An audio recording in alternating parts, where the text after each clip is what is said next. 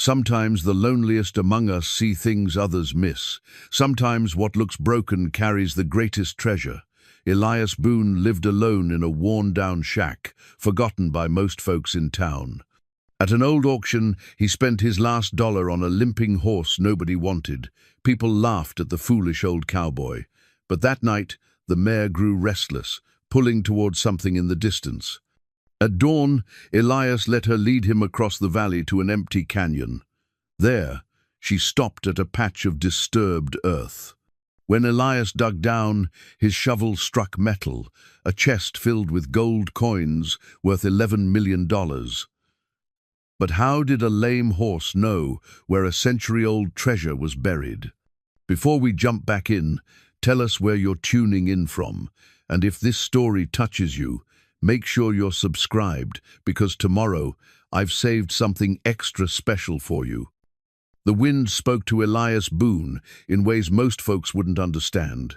Not in words, mind you, but in the kind of language that settles deep in a man's bones after decades of listening. From his weathered porch, he could hear it carrying stories across the dying cattle trail that stretched like a scar through the Wyoming territory. The trail that once brought prosperity to Cedar Ridge now brought only dust and memories. His shack sat on the edge of everything, the edge of town, the edge of civilization, the edge of hope itself. The timber had weathered to the color of old pewter, and the roof bore patches like scars from too many harsh winters. Inside, the single room held everything a man needed and nothing he didn't. A narrow bed with a quilt his mother had sewn 40 years past, a cast-iron stove that heated beans and coffee with equal indifference, and a rough-hewn table where he ate his meals alone. But it was his father's worn Bible that held the place of honor on that table. The leather binding had cracked like dried riverbed, and the pages bore the yellowed stains of countless readings by lamplight. Samuel Boone had been a man of few words but deep faith, and he'd passed both qualities to his son, along with the conviction that every living thing deserved kindness, especially the broken ones. Elias had learned that lesson well during his 57 years on this earth. He'd been born to ranching, raised on the lazy bee spread that his grandfather had carved from wilderness with nothing but determination and calloused hands. For 30 years, he'd worked that land with his father, watching it grow from a modest operation to a respectable outfit that could support 2 families. He'd even taken a wife, sweet Sarah McKinnon, whose laugh could chase the shadows from the darkest day. But the drought of '85 had been merciless, followed by the brutal winter of '86 that killed half their herd. When the bank came calling, Elias had nothing left to offer but the deed to the land his family had poured their lives into. Sarah had stood by him through the lean years, but when consumption took her 3 winters back, it took the last of his reason to stay connected to the world of ordinary folks. Now he made his living doing odd jobs around Cedar Ridge, mending fences, shoeing horses, fixing whatever needed fixing for folks who remembered when he'd been somebody. The work paid enough for beans and coffee, tobacco for his evening pipe, and grain for whatever stray animal found its way to his door. And strays did find him, with the peculiar certainty of creatures who recognized their own kind. There was Moses, the 3-legged dog who'd showed up during a blizzard and never left. There was Matilda, the one-eyed barn cat who hunted mice with the fierce determination of a creature who'd learned to see the world differently.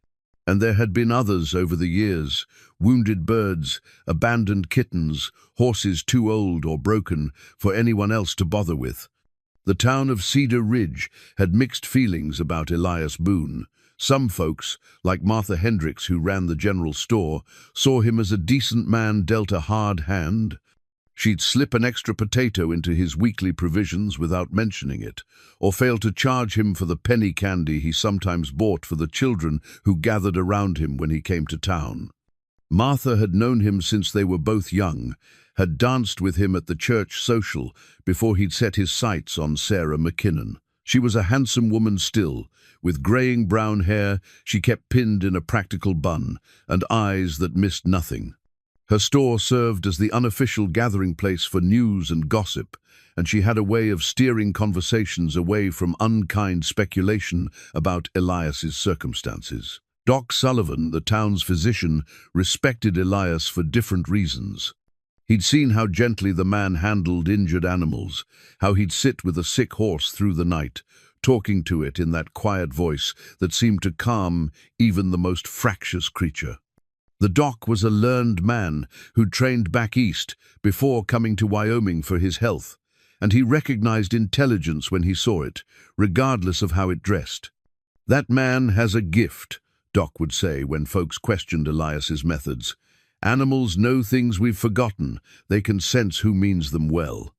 Sheriff Wade Porter occupied middle ground in the town's opinion of Elias. He found the man peculiar but harmless, perhaps a bit too inclined towards solitude for his own good. Porter was a practical man who valued order above all else, and while Elias caused no trouble, his very existence seemed to unsettle the sheriff's sense of how things ought to be. A man should have people, Porter believed. A man should belong somewhere. But Elias belonged to the wind and the wide spaces, to the rhythm of seasons and the language of creatures who couldn't speak for themselves. He rose with the sun and slept when darkness fell, lived by the simple calendar of survival that had guided men long before there were towns or laws or opinions about how a person ought to conduct his life. On this particular morning, the wind carried news of change. Elias could feel it in the restless way the cottonwoods shivered their leaves, in the nervous stamping of Moses as the old dog watched the horizon.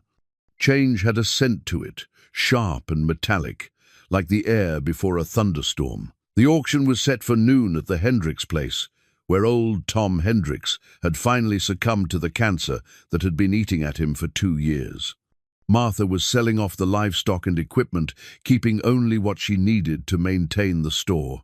It was a common enough occurrence in these parts, death or hardship forcing the sale of a life's accumulation.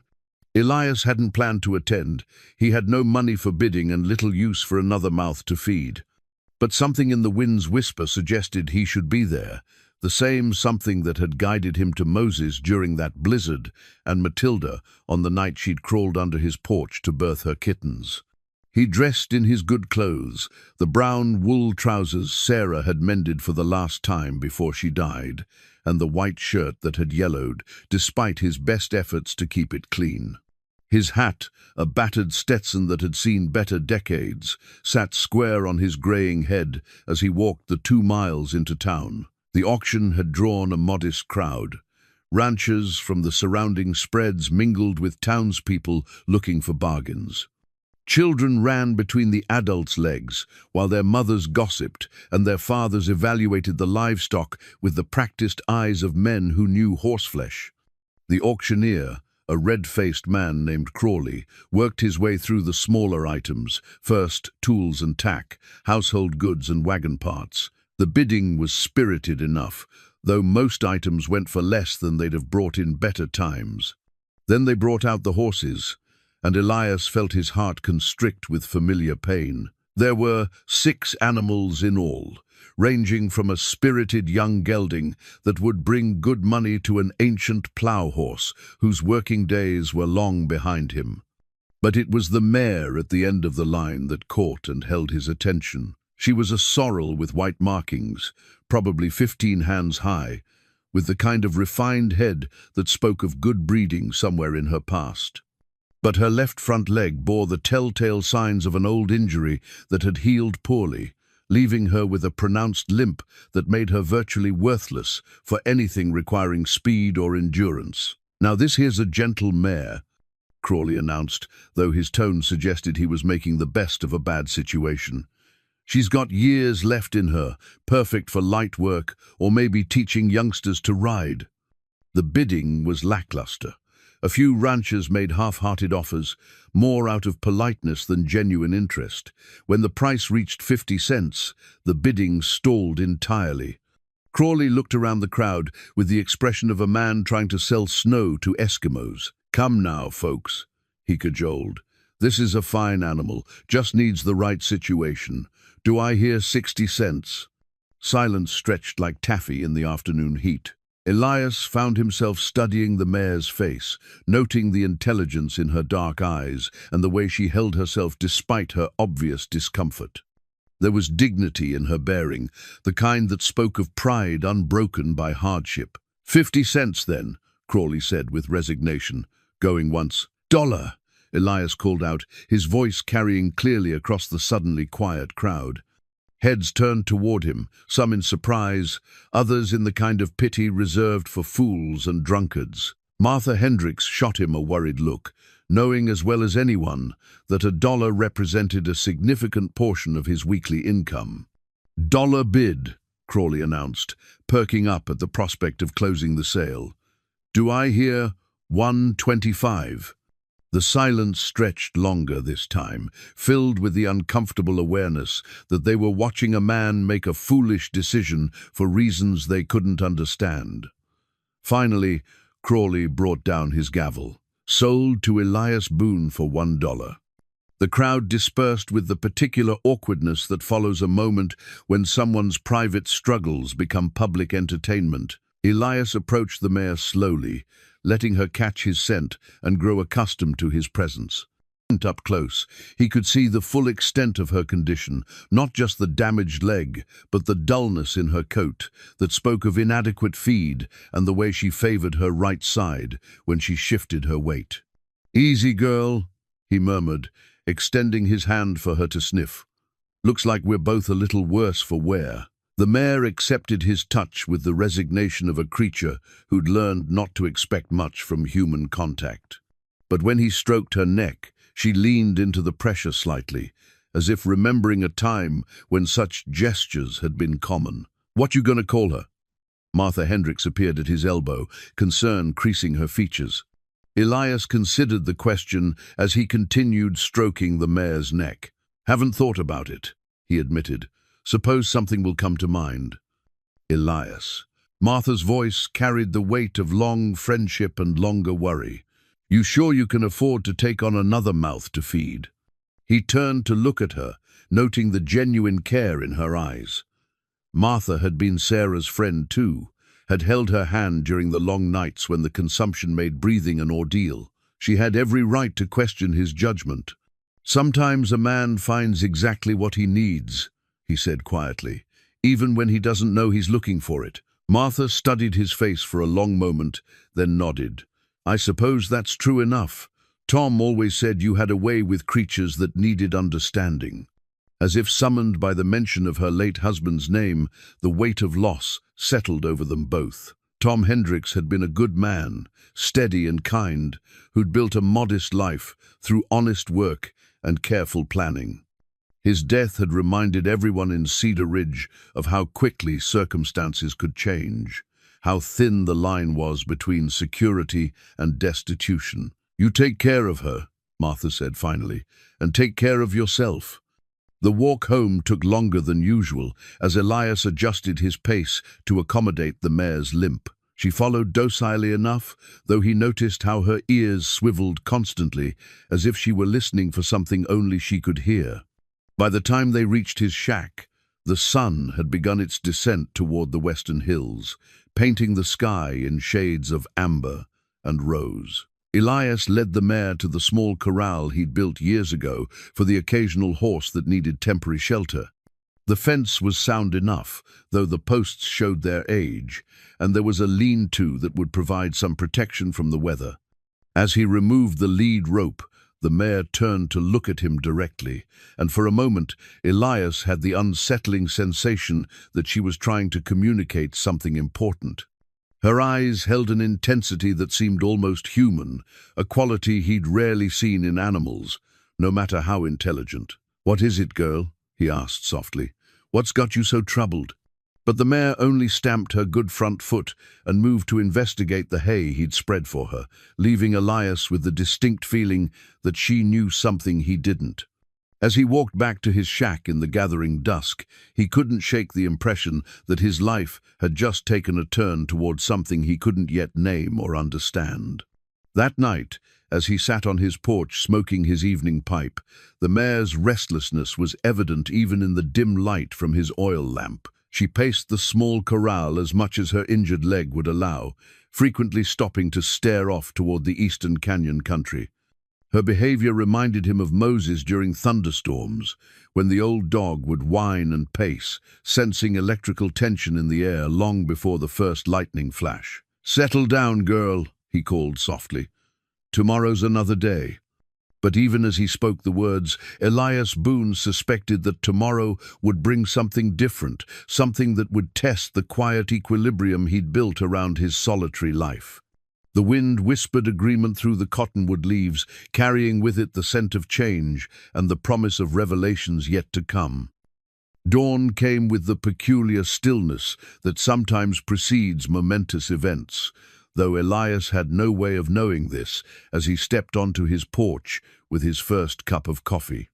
The mare stood at the far edge of the corral, her attention fixed on the eastern horizon with an intensity that made the hair on his neck prickle. She hadn't touched the hay he'd given her the night before, and her restlessness had continued through the dark hours, occasionally punctuated by soft nickering that sounded almost like conversation. "What's got into you, girl?" he murmured, approaching the fence with his coffee cup in hand. At the sound of his voice, the mare turned toward him, and Elias caught his breath. Her eyes held a clarity and purpose that seemed impossible in an animal, especially one that had appeared so resigned the day before. She walked to the gate with determined steps despite her limp, then stood there looking at him with an expression that could only be described as expectant. Moses limped over from his favored spot under the cottonwood, sensing the unusual tension in the air. The old dog's hackles were slightly raised, not in aggression, but in the way of a creature encountering something beyond his understanding. Even Matilda, who rarely showed herself during daylight hours, sat perched on the porch railing, her single eye fixed on the mare with feline intensity. Elias set down his coffee cup and studied the mare more carefully. In the morning light, he could see details that had escaped his notice the previous day. Her coat, while dull from poor care, showed the dappled pattern of quality breeding. Her conformation, despite the damaged leg, spoke of bloodlines that had once commanded respect. But it was something else entirely that held his attention, a quality of alertness and determination that suggested she was waiting for something specific to happen. "You want out, is that it?" he asked, though the question felt inadequate for what he was observing. The mare bobbed her head once, a gesture so deliberate it made Elias's pulse quicken. He'd worked with horses for 40 years, and while he'd seen them display remarkable intelligence, this felt different. This felt like communication. Against his better judgment, he opened the gate. The mare stepped through immediately, but instead of wandering toward the sparse grass near the creek, she moved with purpose toward the eastern trail that led into the canyon country. She walked perhaps 20 yards, then stopped and looked back at him, her meaning unmistakable. Elias felt a chill that had nothing to do with the morning air. "You want me to follow you?" It wasn't a question. The mare's entire posture radiated expectation and urgency, as if she'd been waiting years for this moment and couldn't afford to waste it. She took a few more steps along the trail, then paused again, clearly waiting for him to make a decision. Every rational thought in Elias's head screamed warnings. Following an animal into the wilderness based on intuition alone was the kind of foolishness that got men lost, or worse. The canyon country was unforgiving terrain, full of hidden gullies and unstable rock formations that could trap or injure the unwary. He had responsibilities, chores to complete, errands to run in town, the basic maintenance of survival that couldn't wait for flights of fancy. But something deeper than reason was stirring in his chest, the same instinct that had guided him to rescue so many wounded creatures over the years. This mare needed something from him, something important enough to overcome her obvious pain and exhaustion. And if there was one thing Elias Boone had learned in his 57 years, it was to trust the wisdom of creatures who couldn't lie.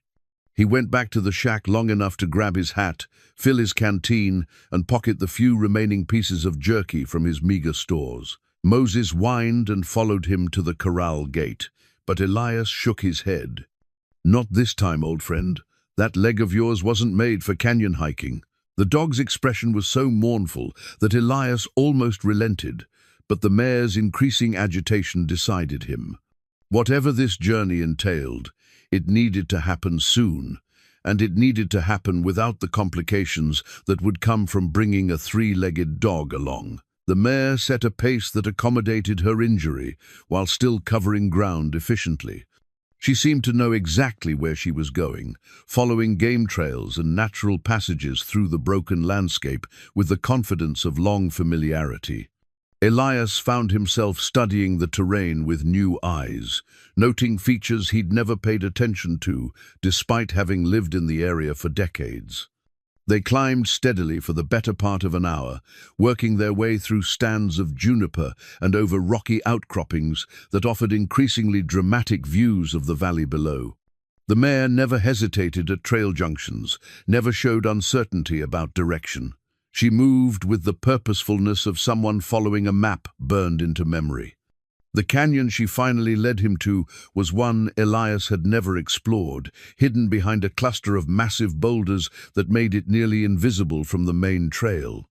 The entrance was narrow, barely wide enough for horse and rider, but it opened into a sheltered space, perhaps 50 yards across and twice that in length. High walls provided protection from wind and weather, and a small spring emerged from the rock face at the far end, creating a pool of clear water before disappearing again underground. It was a perfect hideaway, the kind of place that could shelter travelers who needed to remain unseen. The grass was sparse but adequate, and there were signs of long-ago human habitation, the remnants of a fire ring, a few scattered stones that might once have supported shelter, and carved initials on the smooth rock wall near the spring. But the mare wasn't interested in these historical curiosities. She moved directly to a section of ground near the center of the canyon that looked completely unremarkable to Elias's eyes. The earth was slightly lower there, as if it had settled over time, and the sparse vegetation grew in a pattern that might have been natural or might have indicated disturbance decades old. The mare stopped at this spot and began pawing the ground with her good front foot, scraping away the thin layer of soil and dried grass with increasing urgency. She paused to look at Elias, then resumed her digging, making it clear what she expected him to do. "You want me to dig here?" he said aloud, needing to hear the words to believe them. The mare's response was to step back and fix him with that unnervingly intelligent gaze, waiting for him to understand what she'd brought him to find. Elias had no tools with him except his pocket knife, hardly adequate for serious excavation, but the mare's certainty was infectious, and his curiosity had been thoroughly aroused. He began digging with his hands, clearing away the loose topsoil, and discovering that the earth beneath was indeed softer than it should have been, as if it had been disturbed and backfilled at some point in the past. The work was slow and difficult without proper tools, but as he dug deeper, his fingers encountered something that made his heart race. About 18 inches down, his knuckles scraped against something hard and metallic. He dug more carefully now, clearing the soil away from what appeared to be the corner of a metal object. By the time he'd exposed enough to understand what he'd found, the sun was directly overhead, and his shirt was soaked with sweat. The object was a strongbox, perhaps 2 feet long and a foot wide, made of iron that had oxidized but remained structurally sound. It was heavier than he'd expected, requiring all his strength to lift it from the hole he'd excavated. The box bore no identifying marks except for scratches and dents that spoke of hard use and careful concealment. The lock had long since corroded beyond functionality, and when Elias struck it with a rock, it crumbled away, allowing him to lift the lid with trembling hands. The sight that greeted him defied comprehension. The box was filled with gold coins, hundreds of them, stacked and sorted with the kind of care that indicated someone had counted them many times. Some were American eagles, others were foreign denominations he didn't immediately recognize. but all of them gleamed with the unmistakable luster of genuine gold, and even his untrained eye could see that many were quite old.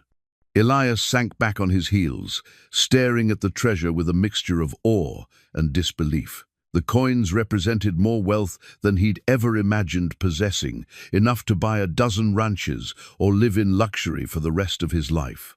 But more than the monetary value, the discovery raised questions that made his head spin.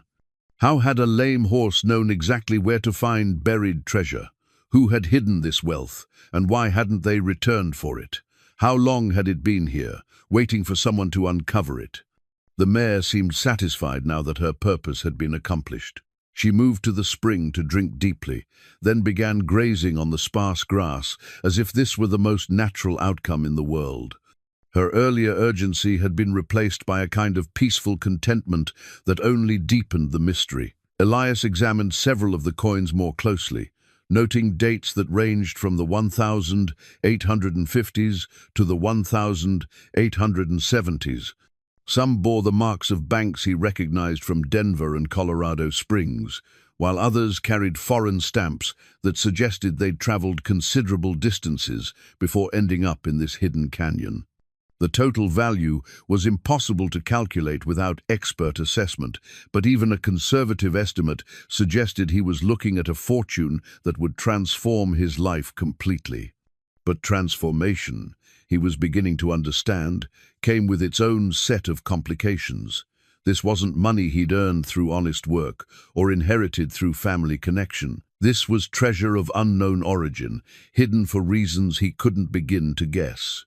Someone had gone to considerable trouble to conceal this wealth, and the very fact that it remained hidden suggested that the original owner had met with misfortune. The ethical implications were staggering. Did treasure belong to whoever found it, or to whoever had originally owned it? If the money had been stolen, did that change his moral obligations? And perhaps most importantly, how could he explain the discovery without revealing the mare's impossible knowledge of its location? As he carefully replaced the coins in the strongbox, Elias noticed something else that had escaped his initial attention. Wedged between the stacks of gold was a folded piece of paper, yellowed with age and brittle to the touch.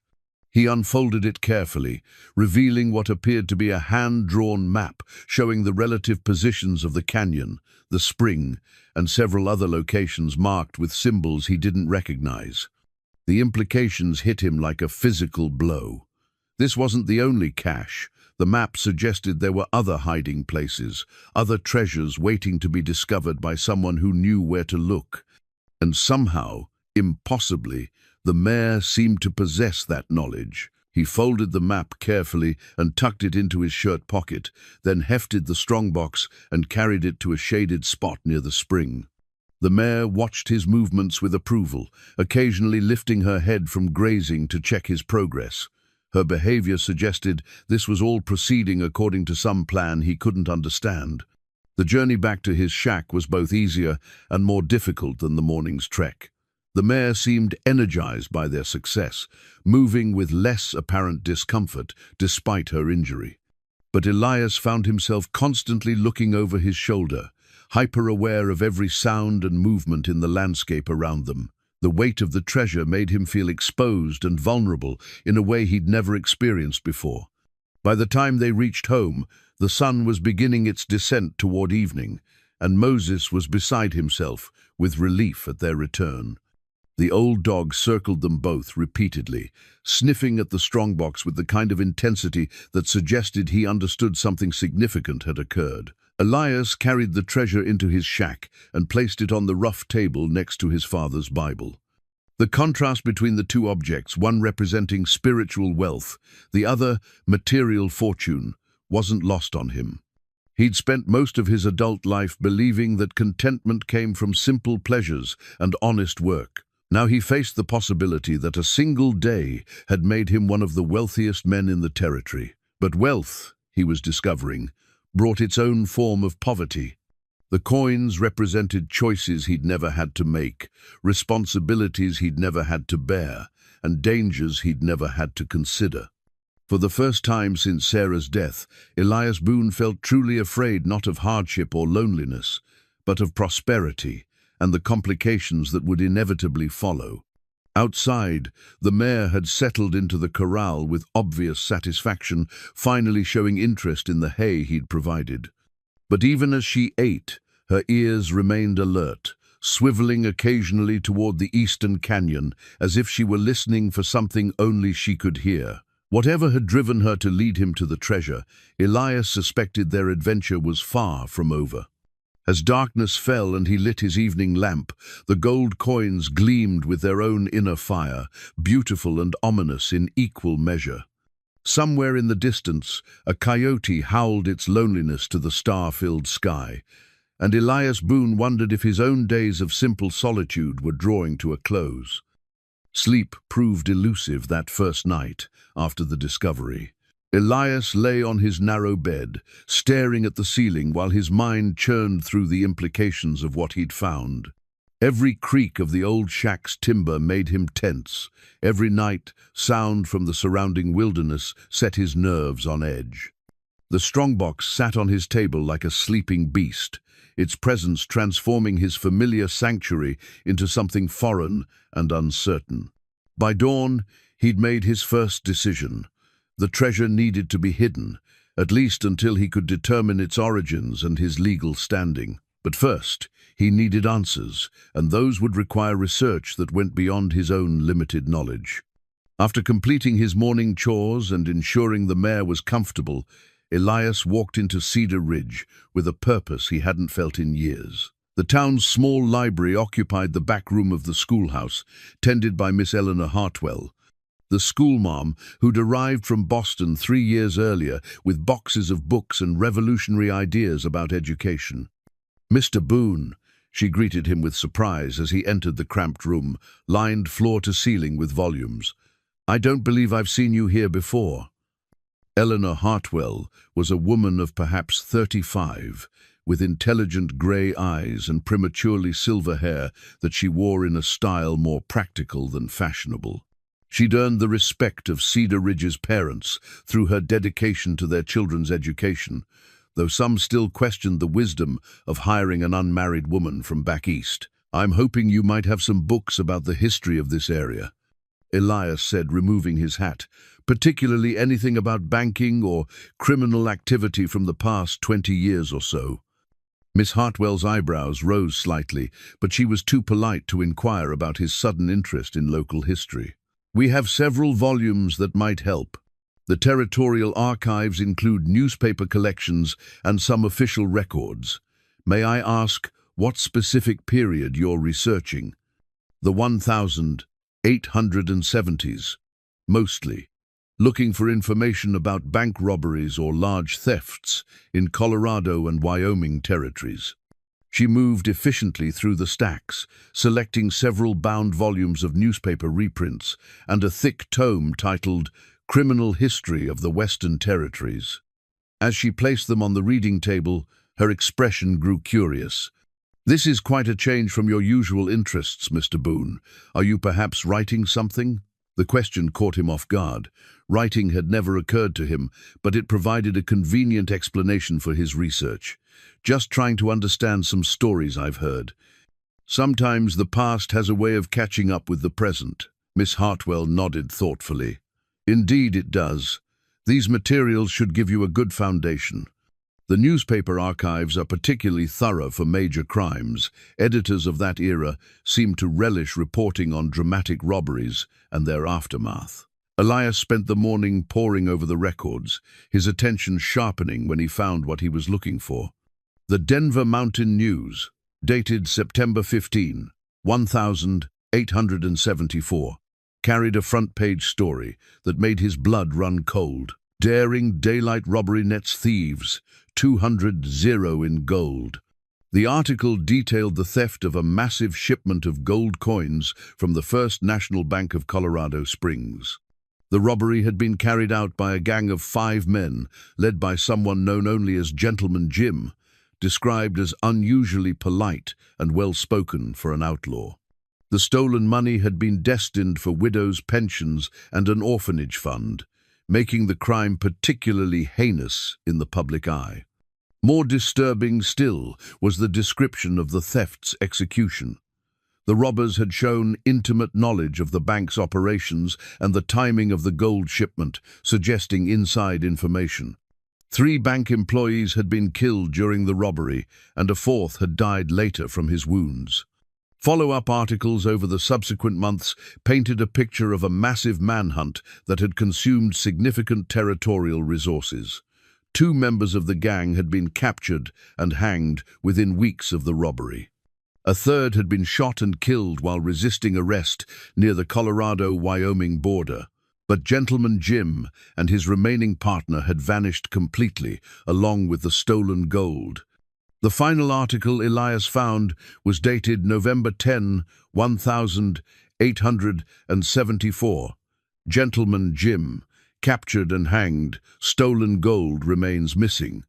According to the report, James Cassidy, his real name, had been captured near the town of Laramie after a tip from an informant. He'd maintained his innocence regarding the murders, claiming he'd never intended violence and that his partner had killed the bank employees without his knowledge or consent. Despite his protestations, he'd been tried, convicted, and executed within a week of his capture. The gold had never been recovered. Elias leaned back in his chair, his mind reeling from the implications. If the coins in his possession were indeed from this robbery, he was holding money that had been stolen from widows and orphans. The moral weight of this knowledge settled on his shoulders like a physical burden, but questions remained. How had the gold ended up in that canyon? Had Cassidy hidden it there before his capture? And how had the mayor known its location with such impossible certainty? "Find what you were looking for?" Miss Hartwell inquired as he began closing the volumes. "More than I wanted to, actually," Elias replied honestly. "Sometimes the truth is more complicated than ignorance." The schoolmarm studied his face with the perception that had made her an effective teacher. Knowledge often brings responsibility we didn't expect to bear, but understanding the past is the only way to make peace with it. Her words followed him as he left the library and made his way through town, noting details he'd previously ignored. The prosperity of certain businesses, the fine clothing worn by some families, the subtle hierarchies that governed social interactions, all of it seemed different now that he understood how easily circumstances could change. At the general store, Martha Hendricks greeted him with her usual warmth, though he detected a note of concern in her manner. "You're looking troubled today, Elias. Everything all right?" "Just thinking about things," he replied, selecting his usual modest provisions. "Martha, what do you remember about the early days of the Blackwood Bank? When did Cornelius's family first come to this area?" Martha's expression grew thoughtful as she tallied his purchases. "Oh, that would be around 1875, I believe. Old Jeremiah Blackwood arrived with enough capital to establish the bank and buy up several struggling properties. Quite a windfall for a man who claimed to come from modest circumstances back east." The timing made Elias's stomach clench. 1875, just months after the Colorado Springs robbery and Cassidy's execution.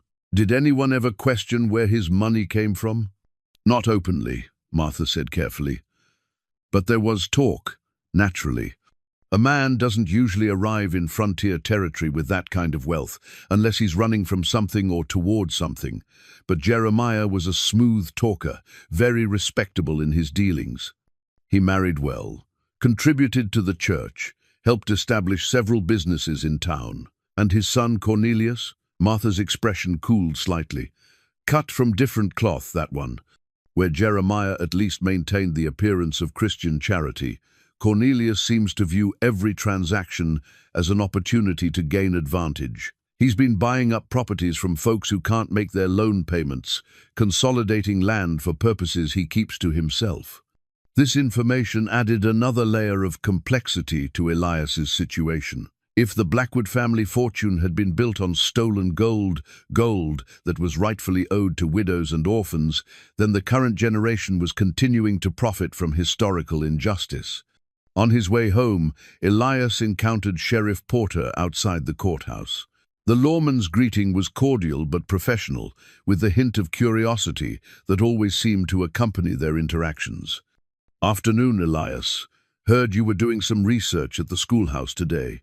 Thinking of writing your memoirs?" The question was posed lightly, but Elias detected an undercurrent of genuine interest. "Just trying to understand some local history, Sheriff. Amazing how much happened in these parts that most folks have forgotten." "Indeed," Porter replied, his pale eyes studying Elias's face. "Sometimes it's better to let sleeping dogs lie, though. The past has a way of creating complications for the present." Was there a warning in those words, or was Elias reading too much into casual conversation? He couldn't be sure, but the exchange left him feeling exposed and vulnerable. The mayor seemed to sense his agitation when he returned to the shack. She watched him with that unsettling intelligence as he went through the motions of his evening routine, her attention particularly focused when he moved the strongbox from the table to a hiding place beneath loose floorboards in the corner of the room. That night, as he sat on his porch trying to find peace in his evening pipe, Elias noticed something that made his blood run cold. There were fresh hoofprints near his corral, hoofprints that didn't match those of his mare or any of the horses he'd seen in town recently. Someone had been watching his property, and they'd been close enough to observe his daily activities. The implications were terrifying. Had someone seen him return from the canyon with the strongbox? Did others know about the treasure's existence? And if so, how much danger was he in from people who might be willing to kill for that kind of wealth? As he prepared for another sleepless night, Elias found himself studying the faded wanted poster he'd discovered tucked among the gold coins. The drawing of James Gentleman Jim Cassidy showed a man of perhaps 40, with intelligent eyes and the kind of refined features that would indeed seem out of place on a typical outlaw. Below his portrait was a description that included details about his horse, a sorrel mare with distinctive white markings and a pronounced limp from an old injury. The description matched his mare perfectly. The realization hit him like a physical blow. He wasn't just harboring stolen gold, he was caring for a horse that had belonged to one of the most notorious criminals in territorial history. A horse that somehow, impossibly, remembered the locations where her master had hidden his ill-gotten gains. But if the mare had belonged to Cassidy, how had she ended up at Martha's auction? Who had cared for her during the 16 years since her master's execution? And why had she chosen now to reveal the secrets she'd carried for so long? These questions would have to wait for answers. What mattered now was survival, because Elias was beginning to understand that knowledge of the treasure's location made him either very valuable or very dangerous to people who might have their own claims on Cassidy's gold. He spent the remainder of the night alternately dozing and starting awake at every sound, his hand never far from the old Colt revolver he kept loaded beside his bed. The mare remained restless as well, occasionally moving to the edge of her corral to stare into the darkness as if she too sensed watchers in the night. By morning, Elias had reached another decision. He needed allies, people he could trust with at least part of the truth. And he needed to understand more about the mare's history before her past put them both in mortal danger. The revelation about the mare's identity gnawed at Elias through the long hours before dawn. When morning light finally crept across the valley, he approached her corral with new eyes, studying every detail of her appearance and behavior.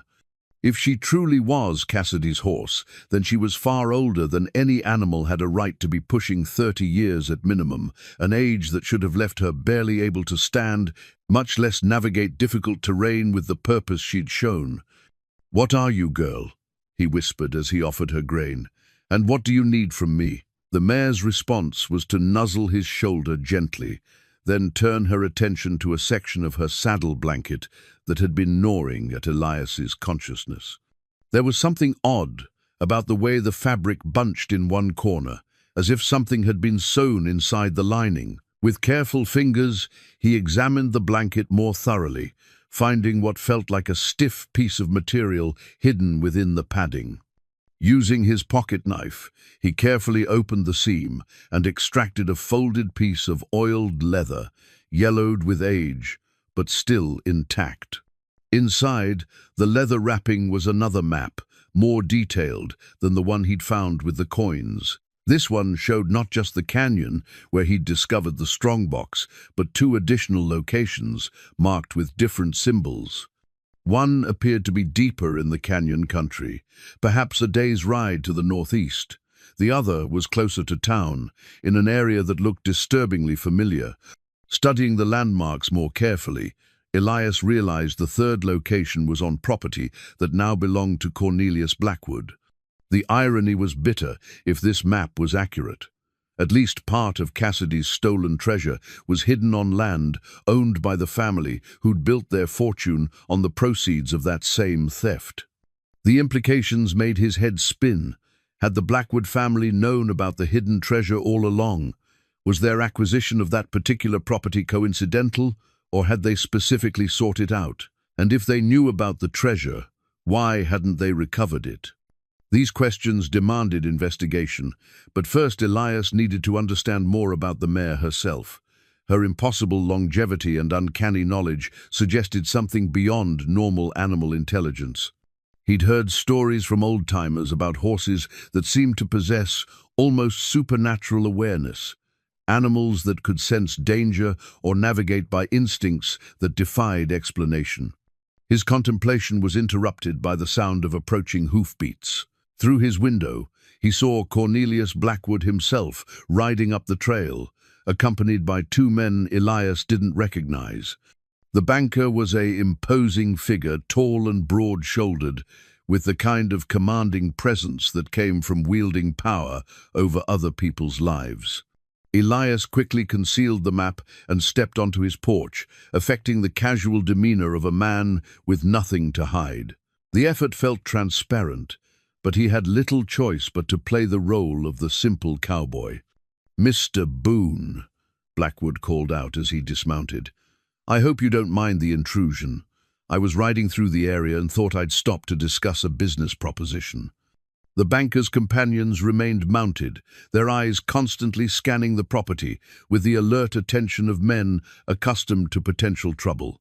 Both were armed and carried themselves with the confidence of professionals, though their clothes suggested they were trying to pass for ordinary ranch hands. "Don't get many visitors out this way," Elias replied carefully. "What kind of business did you have in mind?"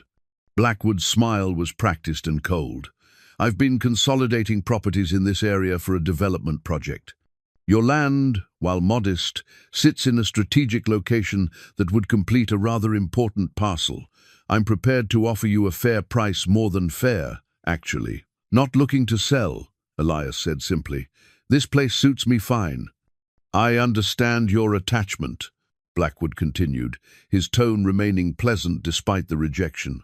"But I'm afraid circumstances in this territory are changing. Small landholders often find it difficult to maintain their properties without adequate resources. Banks, as you know, have certain obligations regarding unpaid debts." The threat was delicately worded, but unmistakable. Elias felt his temper rise, but kept his voice level. "I don't have any debts with your bank, Mr. Blackwood. Not yet." The banker agreed, but situations can change quickly. Equipment fails, animals sicken, crops fail. There are so many ways a man's fortunes can take a sudden turn for the worse. One of Blackwood's companions had been studying the mare with unusual interest. "That's a fine-looking horse you've got there," he commented. "Unusual markings. Mind if I take a closer look?" Every instinct screamed danger, but refusing would only increase suspicion. "Help yourself," Elias said, though his hand drifted instinctively toward the vicinity of his concealed revolver. The man dismounted and approached the corral with the practiced eye of someone who knew horses. He studied the mare's conformation and markings with an intensity that suggested this wasn't casual curiosity.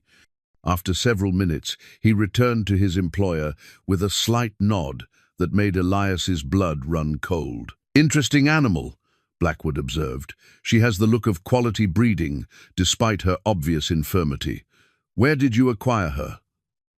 Tom Hendricks's auction, Elias replied truthfully. Paid $1 for her. $1?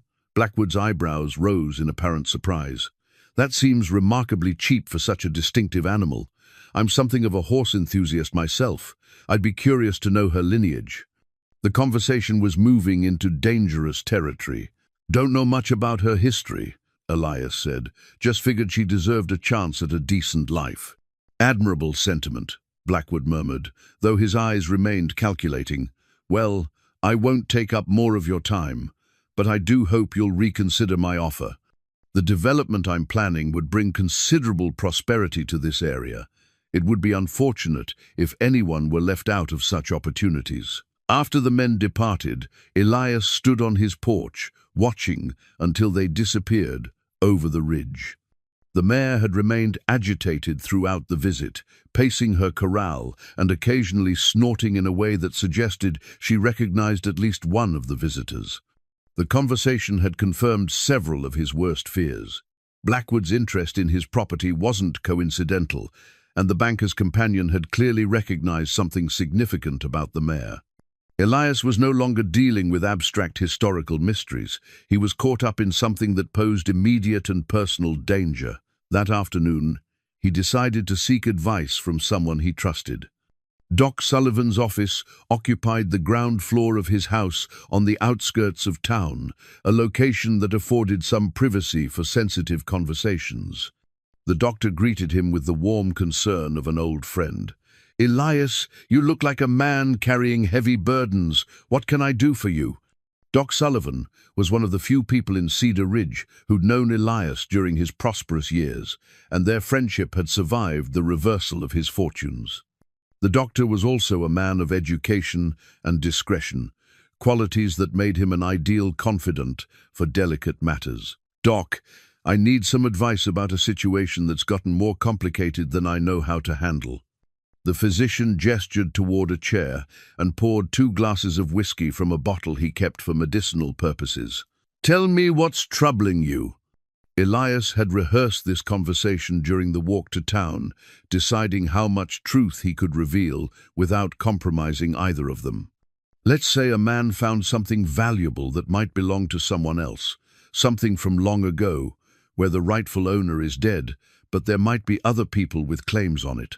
What would be the right thing to do? Doc Sullivan studied his guest's face with the perceptiveness that made him an effective physician. That's a complex question. Legally, treasure trove generally belongs to the finder, assuming it's on their property and there's no clear chain of ownership. Morally, the answer might be different. What if the valuable thing was stolen originally? What if it belonged to people who needed it for survival? Then the moral obligation becomes clearer, the doctor replied, though the practical considerations might be more complicated.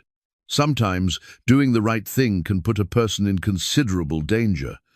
The warning in his tone suggested that Doc Sullivan suspected more than Elias had revealed. "There's something else," the doctor continued. "I've heard rumors about unusual interest in certain properties around here. People asking questions about historical claims, about animals that might have belonged to notorious individuals from the past." Elias felt his heart race. What kind of people? The kind who work for men with enough money to buy information and enough influence to avoid uncomfortable questions. If you've stumbled onto something significant, Elias, you need to be very careful about who you trust. The conversation confirmed that Elias's situation was even more precarious than he'd realized. Others were actively searching for what he'd found, and they had resources that far exceeded his own. As he prepared to leave, Doc Sullivan placed a hand on his shoulder. "Whatever you've discovered, remember that some secrets are too dangerous for one man to carry alone. If you need help, really need help, there are people in this town who would stand with you against those who profit from old injustices."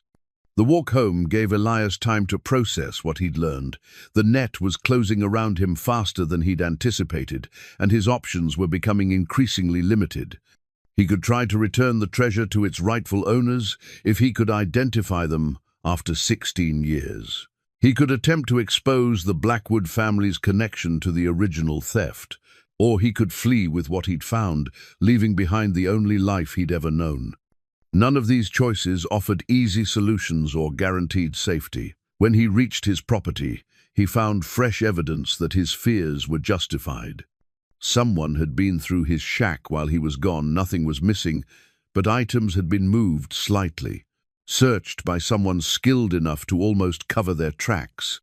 The mare greeted his return with obvious relief, pressing close to the corral fence as if seeking comfort from his presence. As he fed her, Elias noticed she kept glancing toward the eastern canyon, her ears pricked forward with the intensity he'd learned to associate with her mysterious knowledge. "You think there's more we need to find, don't you, girl?" he murmured. Her response was a soft nicker that sounded almost like agreement. That night, as he prepared for what he suspected might be his last peaceful sleep for some time, Elias made a decision that would commit him irrevocably to a dangerous course. He would follow the mare to the second location on the map, whatever the risks. If others were closing in on his secret, he needed to understand the full scope of what Cassidy had hidden. And perhaps, in understanding the complete truth, he could find a way to honor both the law and his conscience, while surviving the forces that were converging on his quiet life. The mare seemed to sense his resolve. For the first time since her arrival, she settled peacefully in her corral, as if she knew that tomorrow would bring the continuation of a journey that had been interrupted 16 years ago by a hangman's rope.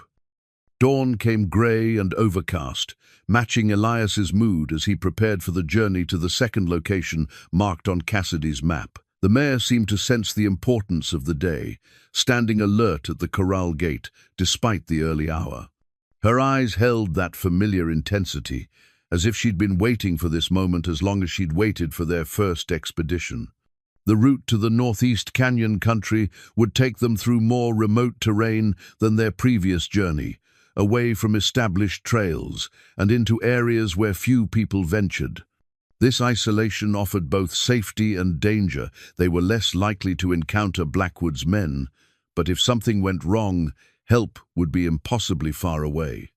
Elias packed more supplies this time, including a proper shovel, his rifle, and enough food and water for 2 days. The mare's limp seemed less pronounced this morning, as if anticipation were overriding her physical limitations. They set out before sunrise, following game trails that wound through stands of aspen and pine, climbing steadily into country that grew wilder with each mile. The mare moved with the same uncanny certainty she'd shown before, never hesitating at trail junctions or pausing to consider direction. By mid-morning, they'd reached terrain that Elias had never explored, despite decades of living in the area. The landscape was more dramatic here, deep ravines cut by spring runoff, towering rock formations that created natural monuments, and hidden valleys that could conceal entire communities. It was in one of these valleys that the mare finally stopped, at a location that perfectly matched the second mark on Cassidy's map. Unlike the first cache site, this area showed clear signs of long-ago habitation. The remains of a cabin foundation were still visible, along with the remnants of a corral and what appeared to be a makeshift grave marked by a cairn of carefully stacked stones. The mare led him directly to the gravesite, then stood back as if waiting for him to understand its significance. The stones had been arranged with obvious care, and someone had carved a simple cross into the largest rock. Below the cross, weathered but still legible, were the initials MC and the date 1874. The timing made Elias's pulse quicken. 1874 was the year of the Colorado Springs robbery, and MC could easily stand for a member of Cassidy's gang. According to the newspaper accounts he'd read, one of the robbers had been shot and killed near the Colorado-Wyoming border. Perhaps this was where that man had died, cared for by his surviving companions before they'd been forced to abandon his body. But the mare wasn't interested in the grave itself. She moved to a spot perhaps 20 feet away, near the ruins of what had once been a stone fire ring. Here, as before, she began pawing at the ground with urgent determination. Elias's excavation revealed another cache, though this one was smaller than the first and contained more than just gold. Wrapped in oiled canvas were personal effects that painted a vivid picture of the men who'd hidden them. Letters from families back east, a silver pocket watch engraved with the name Michael Cassidy, and a small leather journal filled with entries in a careful, educated hand.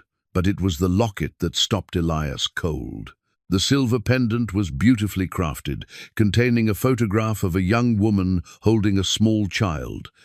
On the back was an inscription, "To my beloved Michael, with all my love, Catherine, remember us always." The journal's final entries, dated in late September 1874, told a story that contradicted everything Elias had read in the newspapers. According to the dying man's account, the Colorado Springs robbery had gone wrong from the beginning. The gang had been told the bank vault would be empty of people, but they'd walked into a situation where customers and employees were trapped in the crossfire. Michael Cassidy, apparently the brother of Gentleman Jim, had tried to stop the violence, but their hired gunman, a man named Jeremiah Blackwood, had killed the bank employees in cold blood to eliminate witnesses.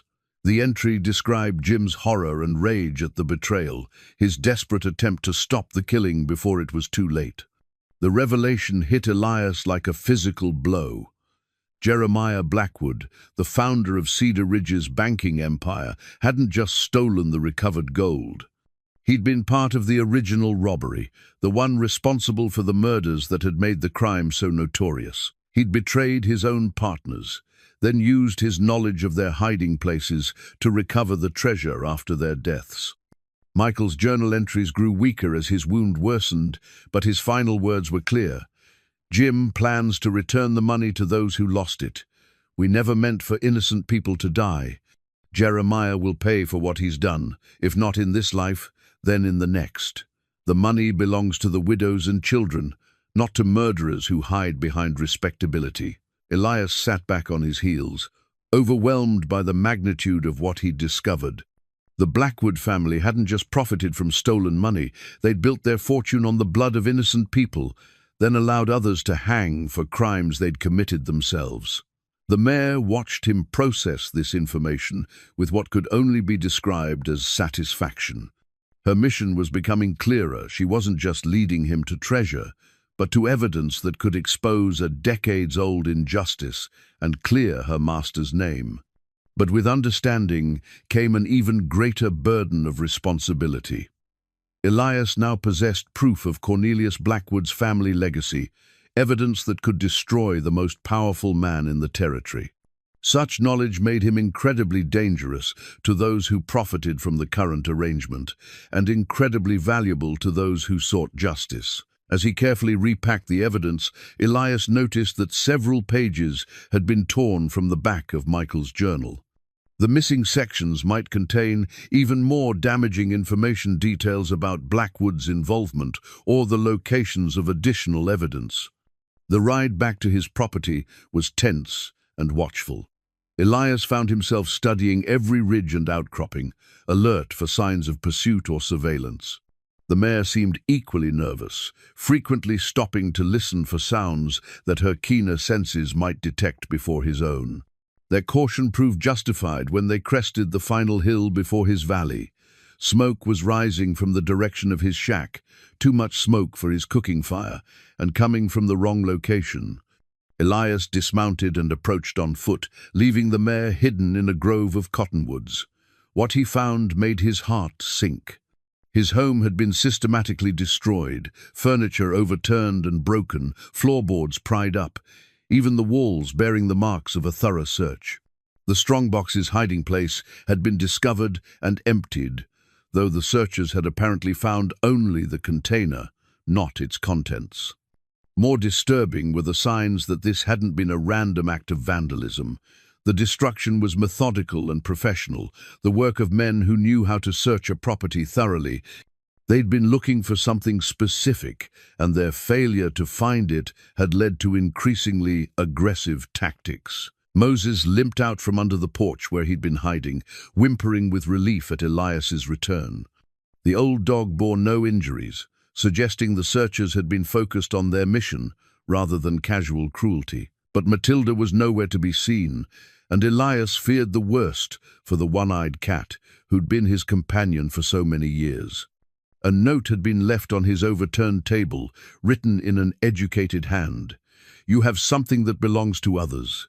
Return it willingly, and no further unpleasantness will be necessary. Refuse, and the consequences will be severe. You have 24 hours to consider your options." The message was unsigned, but Elias had no doubt about its origin. Cornelius Blackwood had decided that subtle threats were insufficient and had escalated to direct action. The destruction of his home was both punishment and warning, a demonstration of what would happen if he continued to resist. But the searchers had failed in their primary objective. The gold remained hidden in a location they hadn't discovered, and more importantly, they knew nothing about the evidence Elias had just recovered.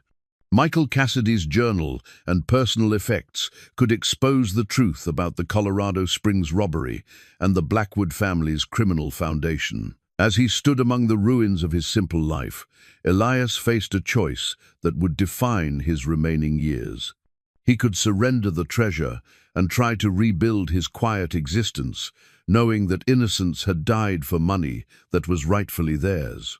Or he could fight back against forces that had operated with impunity for 16 years, risking everything to honor the dying wishes of men who'd tried to make amends for their mistakes.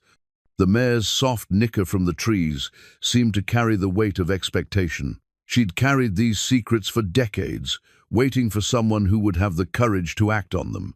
Her master had died before he could return the stolen money to its rightful owners, but perhaps his mission could still be completed by a lonely cowboy who understood the value of redemption. Moses pressed against his leg, offering comfort in the way of faithful animals who sensed their humans' distress. The old dog's loyalty reminded Elias that some bonds transcended circumstances, that some responsibilities couldn't be abandoned regardless of the personal cost. As darkness gathered over the valley, Elias made his decision. He would not surrender to men who'd built their power on the graves of innocence. Instead, he would find a way to complete Jim Cassidy's mission, to return the stolen money to those who deserved it, and to expose the truth that had been buried for too long. The fight would be dangerous and the odds heavily against him. But Elias Boone had learned long ago that a man's worth wasn't measured by his circumstances, but by his willingness to stand for what was right when standing was all he had left. The mare seemed to sense his resolve as he approached her hiding place. For the first time since their partnership began, she allowed him to touch her face, pressing her muzzle against his weathered palm in a gesture of trust and shared purpose. Tomorrow would bring the confrontation he'd been avoiding, but tonight belonged to preparation and the kind of quiet courage that sustained men through their darkest hours.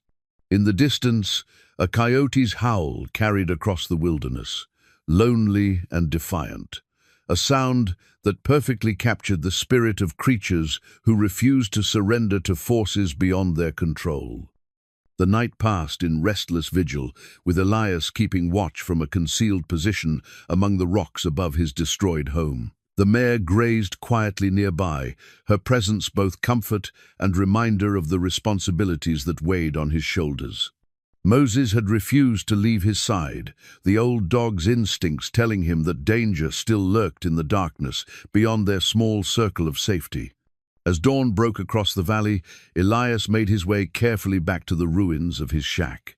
In daylight, the destruction seemed even more thorough and vindictive. But the searchers' failure to find what they were looking for gave him a crucial advantage. They didn't know about the second cache or the evidence that could expose the truth about the Blackwood family's criminal origins. His first priority was finding Matilda. After an hour of searching, he discovered the cat hiding in a crevice beneath the collapsed roof of his lean-to, frightened but unharmed. The reunion with both his animal companions reminded him of what he stood to lose if he pursued this fight to its conclusion, but also strengthened his resolve to protect those who couldn't protect themselves. The immediate question was where to go. His property was clearly compromised, and returning to his normal routines would only make him an easier target. But he needed allies and information, both of which required venturing into town despite the obvious risks. His first stop was Doc Sullivan's office, where he arrived before the doctor's usual morning rounds. The physician took one look at his disheveled appearance and quickly ushered him inside, drawing the curtains before settling into his chair with grave concern. "They came for you, didn't they?" Doc said without preamble. Elias nodded wearily. "Destroyed everything I owned, looking for something they think I have." "And do you have it?" The question hung in the air between them, weighted with implications that went far beyond simple curiosity. Elias studied the doctor's face, seeing genuine concern tempered with the caution of a man who understood the dangerous currents flowing through their community. "I have something," Elias admitted carefully. "Something that could change a lot of people's understanding about the past." Doc Sullivan leaned forward, his voice dropping to barely above a whisper. "There are others who've been asking questions, Elias. People from outside the territory, claiming to represent interests back east. They've been inquiring about historical property transactions, about families who might have claims dating back to the 1870s.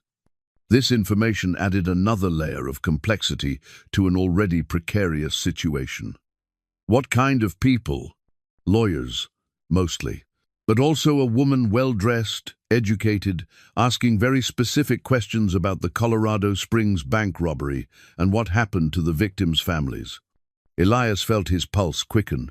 Could this woman be related to one of the families who'd lost money in the original theft? If so, she represented a potential ally, someone with legitimate claims on the treasure and perhaps the resources to challenge the Blackwood family's power.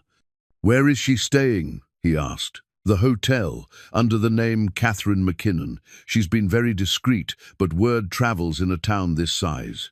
The name sent a shock through Elias's system.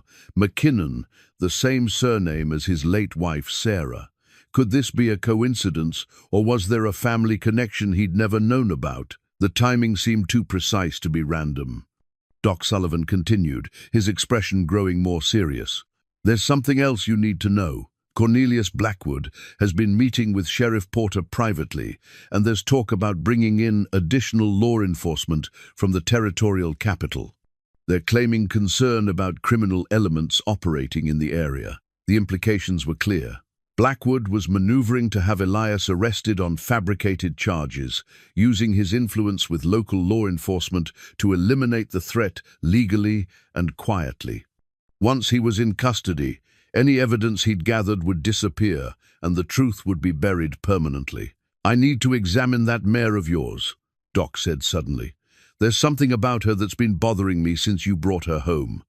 They made their way carefully to where Elias had hidden the mare, taking a circuitous route to avoid observation. In the clear morning light, Doc Sullivan studied the animal with the clinical eye of someone trained to notice details others might miss.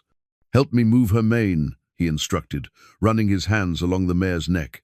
"There, do you see that? Under the long hair of her winter coat, almost invisible unless examined closely, was a brand mark that had been deliberately obscured.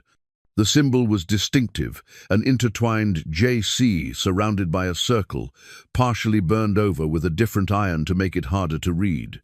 "That's not just any brand," Doc said grimly. "That's the mark of James Cassidy himself. I've seen it in wanted posters and territorial records. This mare didn't just belong to him, she was his personal mount, the horse described in every account of his capture." The confirmation of what Elias had suspected still hit him like a physical blow. He was caring for an animal that had lived through the events he'd been researching, a creature that had witnessed the robbery, the betrayal, and the aftermath that destroyed so many lives. "But that's impossible," Doc continued, his voice filled with wonder and unease. "If this is truly Cassidy's horse, she'd be approaching 30 years old. No animal lives that long under normal circumstances, especially not with the kind of hard use she'd have endured. The supernatural implications were becoming impossible to ignore. The mare's longevity, her uncanny knowledge of hidden treasure locations, her apparent understanding of complex situations, all suggested forces beyond normal comprehension. "What if she's been waiting?" Elias asked quietly. "What if she's been carrying this burden all these years, waiting for someone who could finish what her master started?" Doc Sullivan studied the mare's intelligent eyes, noting the same unsettling awareness that had struck Elias from their first meeting. "Animals don't typically harbor grudges or pursue justice," he said slowly, "but I've seen enough in my years to know that the world holds mysteries we don't fully understand." Their conversation was interrupted by the sound of approaching riders. Through the trees, they could see Sheriff Porter leading a group of 4 men toward Elias's destroyed property. The search was expanding, becoming more systematic and thorough. "They're closing in," Doc warned. "You need to get out of the area, at least until you can figure out your next move." But the mare had other ideas. As they watched the searchers below, she began moving restlessly, her attention fixed on something in the distance. Following her gaze, Elias spotted a lone rider approaching from the south, a woman on a well-bred horse, riding with the confidence of someone comfortable in the saddle. Even from a distance, there was something familiar about the rider's posture and bearing. As she drew closer, Elias caught sight of auburn hair beneath a practical riding hat and features that made his heart race with impossible recognition. "Sarah," he whispered, the name escaping before he could stop it. But as the woman came into clearer view, he realized his mistake. This wasn't his late wife returned from the grave, but someone who bore such a striking resemblance that the similarity was unmistakable. The same green eyes, the same determined set to her jaw, even the same way of sitting her horse that had made Sarah so distinctive. "That's Catherine McKinnon," Doc said softly, "the woman who's been asking questions about the robbery."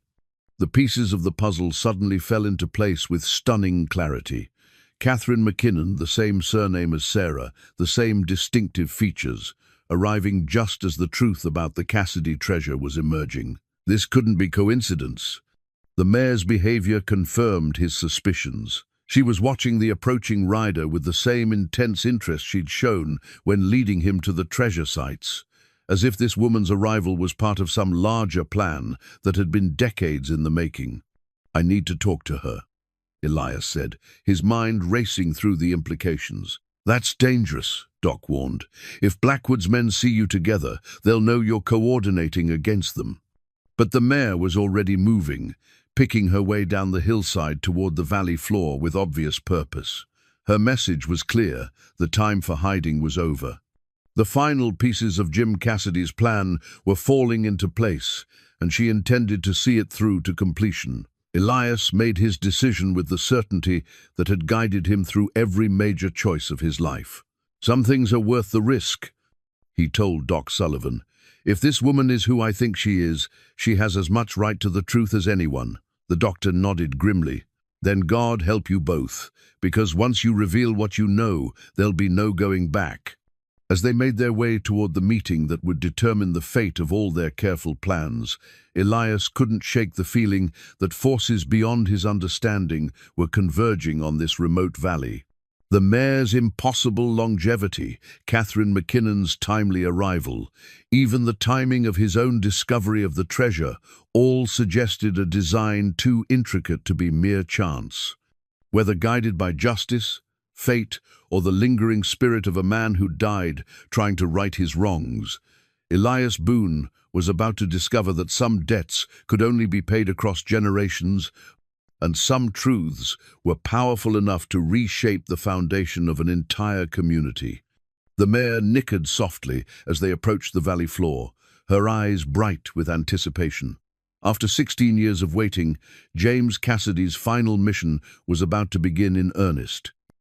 The meeting took place in a grove of cottonwoods beside the creek that ran through Elias's valley, far enough from his destroyed home to avoid immediate detection by Blackwood's searchers. Catherine McKinnon dismounted with fluid grace, her movements betraying both confidence and caution as she studied Elias with eyes that held startling familiarity. "You're Elias Boone," she said, her voice carrying the educated accent of someone raised far from frontier territories. "I've been hoping to meet you." "And I've been wondering who you really are," Elias replied, noting the way the mayor had positioned herself between them, as if facilitating an introduction she'd long planned. "Doc Sullivan says you've been asking questions about the Colorado Springs robbery." Catherine's expression grew solemn. "My family lost everything in that theft. Not just money, but lives and futures that were destroyed by men who cared nothing for the innocent people they hurt." She reached into her saddlebag and withdrew a leather portfolio, opening it to reveal documents and photographs that made Elias's breath catch. The central image was a formal portrait of a man in a bank uniform, standing beside a woman holding two small children. The resemblance between the woman in the photograph and Sarah McKinnon was unmistakable. "This is my grandfather, Thomas McKinnon," Catherine explained. "He was the head clerk at First National Bank of Colorado Springs. He was one of the men murdered during the robbery, shot down while trying to protect the customers who'd been trapped inside during the theft." The revelation hit Elias like a physical blow. Sarah's family connection to the robbery explained so much: her occasional nightmares about violence she'd never witnessed, her inexplicable fear of banks and large crowds, the way she'd sometimes stared into the distance as if seeing ghosts from a past she couldn't remember. "Sarah was your cousin," he said quietly, the pieces of a decades-old puzzle finally falling into place.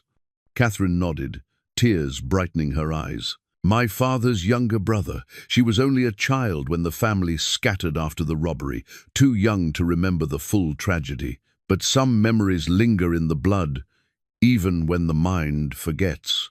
She withdrew another document from the portfolio, a letter written in faded ink on bank stationery. "This is grandfather's final letter to his wife, written the morning of the robbery. He'd discovered irregularities in the bank's accounts, transactions that suggested someone was providing information to criminals about gold shipments and security procedures." Elias read the letter with growing amazement. Thomas McKinnon had been investigating evidence of an inside conspiracy, tracing financial records that pointed to corruption within the bank itself. His final words to his wife revealed his intention to confront the bank's president about his discoveries, a confrontation that had been interrupted by bullets from Jeremiah Blackwood's gun. "He knew," Catherine said softly. "Grandfather knew someone inside the bank was involved, but he died before he could expose the truth." The mayor had been listening to their conversation with obvious interest, and now she moved to a fallen log that lay partially buried in the creek bank. She began pawing at a section of rotted wood, her actions suggesting yet another discovery waiting to be made. Following her guidance, Elias and Catherine worked together to clear away debris and expose what appeared to be a waterproof oilskin packet wedged deep within the hollow log. Inside the packet were documents that made their previous discoveries pale in comparison. Original bank records in Thomas McKinnon's careful handwriting, detailing financial irregularities and suspicious transactions dating back months before the robbery. But it was the final item in the packet that changed everything. A letter from James Cassidy himself, addressed to Thomas McKinnon and dated the day before the robbery. The letter revealed the truth that had been buried for 16 years. James Cassidy hadn't been the mastermind of the Colorado Springs robbery, he'd been trying to prevent it. Thomas McKinnon had contacted him through intermediaries, asking for help in exposing the conspiracy he'd discovered within the bank. Cassidy, seeking redemption for previous crimes, had agreed to gather evidence of the inside job. The plan had been for Cassidy to infiltrate the robbery crew and gather proof of Jeremiah Blackwood's involvement, then work with McKinnon to expose the corruption before the theft could take place. But Blackwood had discovered their correspondence and accelerated his timeline, turning what should have been an evidence-gathering operation into a massacre designed to eliminate both men who threatened his plans. "My God," Catherine whispered as she read the letter. Cassidy wasn't the villain he was trying to be a hero. The letter continued with details that painted a completely different picture of the infamous robbery. Cassidy had tried desperately to stop the violence once it began, but Blackwood's hired killers had been under orders to leave no witnesses. The deaths of the bank employees hadn't been the result of a robbery gone wrong. They'd been calculated murders designed to silence men who'd discovered too much. Cassidy's final paragraphs revealed his plan to recover the stolen gold and return it to the victims' families, along with evidence that would expose Blackwood's role in the conspiracy. But his capture had prevented the completion of his mission, leaving the truth buried along with the treasure he'd hidden. "That's why she led me to the gold," Elias said, looking at the mare with new understanding. "She's been waiting all these years for someone who could finish what her master started." Catherine studied the ancient horse with wonder and growing respect. She's been carrying this burden for 16 years, waiting for the right people to come together at the right time. The sound of distant voices interrupted their revelations. Through the trees, they could see Sheriff Porter's search party moving methodically through the area, getting closer to their hiding place with each passing minute. "We need to move," Elias said urgently. "But first, there's something else you need to see." He led Catherine to the carefully concealed location where he'd hidden the original strongbox, revealing the fortune in gold coins that represented the stolen money her grandfather had died trying to protect. Her reaction was everything he'd hoped for, not greed or excitement, but a deep sense of justice finally being served. "This belongs to the families who lost everything," she said firmly. "Grandfather always said the money was meant for widows and orphans who had no other support. That's where it needs to go." The mare's soft nicker seemed to express approval of Catherine's words. For the first time since Elias had known her, the ancient horse seemed truly at peace, as if a burden she'd carried for decades was finally being lifted from her shoulders. "There's more," Elias said, showing Catherine the map that indicated the third location, the site on Blackwood's property where the final cache might be hidden. "If we're going to expose the truth completely, we need to recover all the evidence Cassidy gathered." Catherine's expression grew determined. "Then that's what we'll do. My grandfather died for this truth, and your Sarah lived her whole life haunted by shadows she couldn't understand. We owe it to them both to see this through." The approaching voices were getting closer, making further discussion impossible. As they prepared to flee deeper into the wilderness, Elias couldn't help but marvel at the intricate design that had brought them together. 3 generations after the original crime, the descendants of victim and would-be redeemer were finally united in their quest for justice. The mare led them away from the search party with the same uncanny knowledge she'd displayed throughout their partnership. But her movement seemed different now, less urgent, more purposeful, as if she knew the end of her long mission was finally approaching. As they rode toward whatever confrontation awaited them at Blackwood's property, Elias understood that they were no longer just seeking treasure or even justice. They were completing a story that had begun with betrayal and murder, carried forward by the impossible loyalty of a horse who'd refused to let her master's final mission die with him. The truth was finally emerging from the shadows, where it had hidden for 16 years, and no amount of wealth or influence would be able to bury it again. The third site, marked on Cassidy's map, lay deep within Cornelius Blackwood's sprawling ranch property, a location that would require careful planning and considerable courage to reach undetected. As they studied the terrain from a concealed vantage point on the neighboring ridge, the challenge seemed almost insurmountable. Blackwood's ranch headquarters sprawled across a natural bowl in the hills, with the main house commanding views in all directions. Outbuildings included a massive barn, several corrals, and what appeared to be a bunkhouse for the considerable workforce required to maintain such an operation. Most concerning were the armed men who patrolled the property with military precision, clearly more than simple ranch hands. "He's turned his place into a fortress," Catherine observed, studying the layout through a pair of field glasses she'd produced from her saddlebag. "Those men aren't cowboys, they're gunfighters." The mare stood quietly between them, her attention fixed on a specific area near the ranch's original homestead site. According to the map, That was where Cassidy had hidden his final cache, the evidence that would complete their case against the Blackwood family.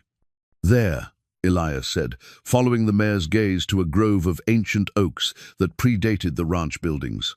"That's where we need to go." The grove was perhaps half a mile from the main house, positioned near what appeared to be the remnants of an old foundation, possibly the original homestead that had existed before Blackwood's grandfather acquired the property.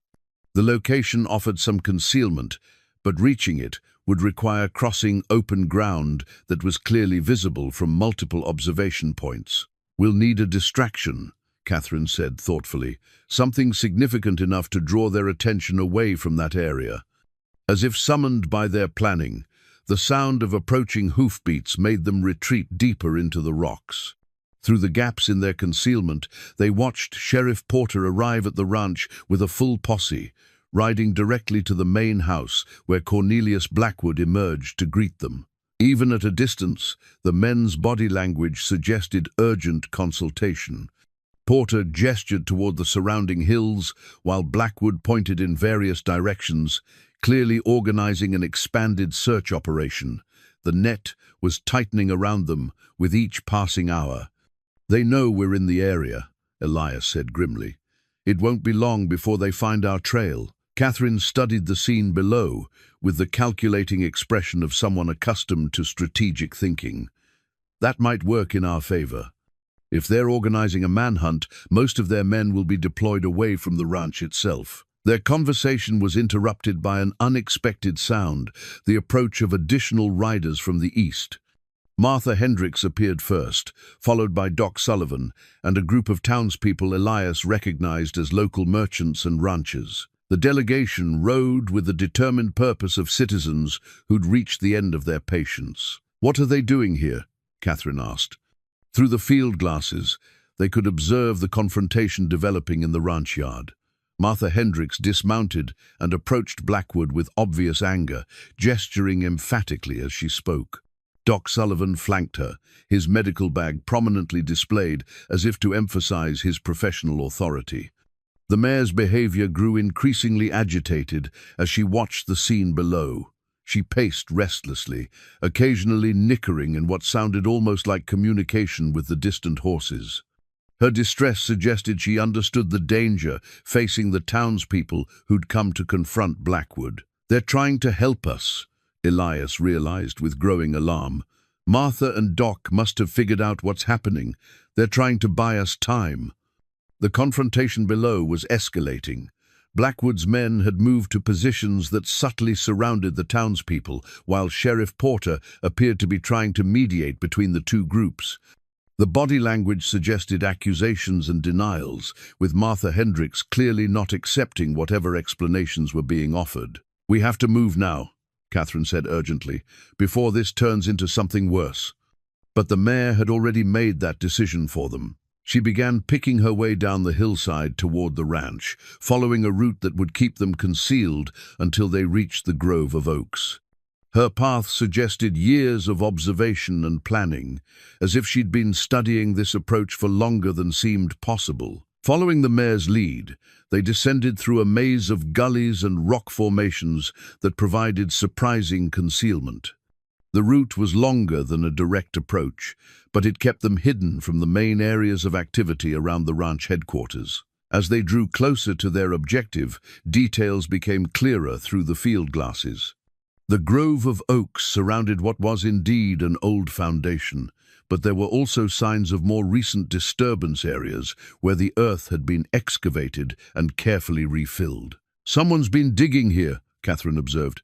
"Recently, by the look of it." The implications were chilling. Had Blackwood already discovered and recovered Cassidy's final cache? If so, their mission might be too late, and the evidence they needed to expose the truth might already be destroyed. But the mayor's certainty suggested otherwise. She approached a section of the grove that showed no signs of recent disturbance, an area near the largest oak where the ground remained undisturbed by whatever excavation had taken place elsewhere. The tree itself was massive, easily a century old, with a trunk that would require 3 men to encircle. At its base, partially concealed by decades of fallen leaves and accumulated debris, was a hollow that had been carefully sealed with stones and mortar. Working quickly but quietly, they cleared away the concealment to reveal what appeared to be a natural cache, modified by human hands to create a secure hiding place. Inside the hollow was another oilskin packet, this one larger and more carefully wrapped than the others they'd discovered. The contents took their breath away. Along with more gold coins was a thick sheaf of documents that represented the culmination of Thomas McKinnon's investigation and James Cassidy's evidence gathering. Bank records, correspondence between Jeremiah Blackwood and known criminals, financial documents showing the transfer of stolen money into legitimate investments, everything needed to prove the conspiracy that had cost so many lives. But the most damning evidence was a signed confession from Jeremiah Blackwood himself, written in his own hand and witnessed by two men whose signatures were notarized. The document detailed his role in planning the robbery, his decision to eliminate witnesses, and his subsequent theft of the recovered gold that should have been returned to the victims' families. "He wrote this before he died," Catherine said wonderingly. "Guilt finally overcame greed, and he documented everything." The confession explained how Jeremiah had used his position within the banking community to identify opportunities for theft, how he'd recruited criminals to carry out the actual robberies, and how he'd systematically betrayed his partners to avoid suspicion while keeping the proceeds for himself. Most shocking of all was his admission regarding James Cassidy. The confession confirmed what they'd learned from other sources. Cassidy had been working with Thomas McKinnon to expose the conspiracy, and his supposed leadership of the robbery had been a fabrication designed to deflect suspicion from the real mastermind. "Cassidy died for someone else's crimes," Elias said quietly, "and the real criminal built an empire on the proceeds." The mayor stood guard while they examined the evidence, her ears constantly swiveling to monitor the sounds from the ranch headquarters. The confrontation between the townspeople and Blackwood appeared to be intensifying, with more of his men moving into positions around the gathered citizens. "We need to get this evidence to safety," Catherine said, carefully repacking the documents. "But first, we have to help those people down there." The sound of raised voices carried across the distance, punctuated by what might have been threats or ultimatums. Martha Hendricks was still standing her ground, but the situation was clearly deteriorating rapidly. As they prepared to leave the grove, Elias made a discovery that changed everything. Hidden beneath the foundation stones was a final cache, not gold or documents, but weapons and ammunition that Cassidy had apparently stockpiled for the confrontation he'd known was coming. The rifles were well maintained despite their age, wrapped in oiled cloth that had protected them from the elements. Along with them were boxes of ammunition and what appeared to be a detailed plan for exposing Blackwood's crimes, a plan that had been interrupted by Cassidy's capture but could still be executed by those who understood his true mission. He was planning a siege, Catherine realized, not to steal money, but to force the truth into the open. The mayor's behavior grew increasingly urgent as the sounds from the ranch suggested the confrontation was reaching a dangerous climax. Her message was clear: the time for hiding and planning was over. The final phase of James Cassidy's mission was about to begin, and it would require every ounce of courage they could summon. As they prepared to reveal 16 years of buried truth, Elias couldn't help but marvel at the forces that had brought them to this moment. The mayor's impossible loyalty, Catherine's quest for family justice, his own discovery of purpose after years of solitude, all had converged to create an opportunity for redemption that might never come again. The confrontation that would determine the fate of an entire community was about to begin, and the outcome would depend on the courage of people who'd been underestimated by those who wielded power through fear and corruption. In the distance, the sound of Martha Hendricks's voice carried clearly across the valley, strong and uncompromising, as she demanded answers that had been hidden for too long. The reckoning that James Cassidy had died trying to achieve was finally at hand. The church bell in Cedar Ridge had not rung outside of Sunday services in anyone's memory, but Martha Hendricks knew desperate times called for desperate measures. As she pulled the rope with steady determination, the bronze bell's voice carried across the valley with urgent authority, summoning the community to witness what would either be justice served or tragedy unfolding. From their position near the oak grove, Elias and Catherine could see the effect of Martha's signal. People emerged from buildings throughout the ranch complex, while in the distance, riders could be seen converging on the town from all directions. The bell was more than a call to assembly. It was a declaration that the time for secrets had ended. "She's making this public," Catherine said with admiration. "Whatever happens now, it won't be hidden or forgotten." The mayor responded to the bell with obvious agitation, pacing in tight circles as if the sound triggered memories of other times when that same bell had called the community to face crisis. Her distress suggested she understood the significance of what was unfolding, the culmination of events she'd been waiting decades to see resolved. Down at the ranch headquarters, Cornelius Blackwood's reaction to the bell was immediate and telling. He barked orders to his men, sending some toward town while positioning others in defensive positions around the main buildings. His body language spoke of a man who'd been expecting this confrontation but had hoped to control its timing and location. Sheriff Porter found himself caught between competing loyalties as more townspeople arrived in response to Martha's summons. Doc Sullivan had positioned himself prominently in the gathering crowd, his medical bag and authoritative presence lending credibility to whatever accusations were about to be made. "They're giving us our chance," Elias realized. "While everyone's attention is focused on the confrontation, we can get the evidence to safety." But the mayor had different ideas.